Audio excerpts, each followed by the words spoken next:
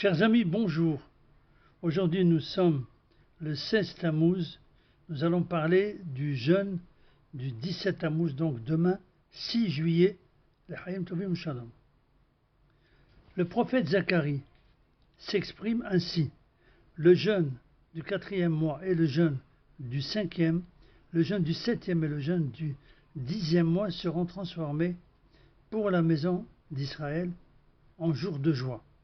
Donc ça, j'explique que le jeûne du 4e mois correspond au 17 Tammuz, le 5e correspond au 9 Av, tout ceci en comptant les mois à partir du mois de Nissan. C'est un commandement positif imposé par les prophètes de jeûner les jours où les malheurs ont frappé nos ancêtres. Le but du jeûne étant de réveiller les cœurs, de nous diriger vers les voies de la pénitence afin que ceci nous rappelle nos mauvaises actions et les actions de nos ancêtres semblables aux nôtres qui ont été pour nous et pour eux la cause des malheurs. En nous rappelant ceci, nous allons améliorer notre conduite ainsi qu'il est dit dans le Lévitique, et ils avoueront leurs fautes et les fautes de leurs pères. Nous avons donc tous le devoir de scruter notre conduite et de la regretter si nécessaire, car le jeûne n'est pas l'essentiel, comme il est dit à propos des habitants de Ninive. Dieu vit leur conduite. À ce sujet, nos sages de mémoire bénie nous enseignent, il n'est pas dit que Dieu vit leur cilice et leur jeûne, mais il vit leurs actions, car ils ont regretté leur mauvaise conduite. Le jeûne n'est donc qu'une préparation au repentir. Aussi, si les personnes jeûnent et passent leur temps à se promener ou s'occuper de choses inutiles, elles n'auront retenu que l'accessoire, mais négligé l'essentiel. Nous allons voir à présent pourquoi devons-nous jeûner le 17 Tammuz. Parce qu'à la même date eurent lieu 5 malheurs. Les tables de la loi furent brisées quand Moïse descendit de la montagne et vit que le peuple dansait autour du veau d'or. Donc c'était 17 Tammuz. Le sacrifice quotidien au temple fut aboli ce jour-là et la brèche fut pratiquée dans les murailles de la ville sainte, Jérusalem.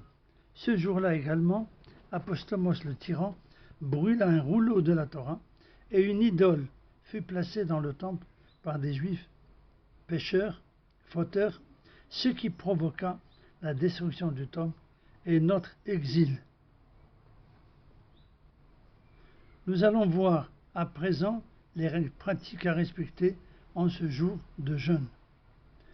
Il est permis pour ce jeûne de se laver, se frictionner, de revêtir des chaussures en cuir et de pratiquer tout ce qu'on a le droit de faire, sauf manger et boire. Le jeûne commence à l'aube et se termine à la sortie des étoiles. Il est donc possible de manger et de boire pendant la nuit avant d'avoir dormi. On peut aussi aller dormir et se lever tôt à condition de déclarer avant de dormir, je vais dormir avec la condition de me lever avant l'aube pour pouvoir manger et boire. On peut le matin faire sa toilette, se rincer la bouche avec un volume d'eau n'excédant pas 80 millilitres, tout en prenant garde de ne rien avaler. Toutes les personnes en bonne santé doivent jeûner sans exception. Il y a cependant des dispenses. Les femmes enceintes après 3 mois de grossesse, ou même avant, si elles souffrent de nausées ou de maux de tête, sont dispensées de jeûne.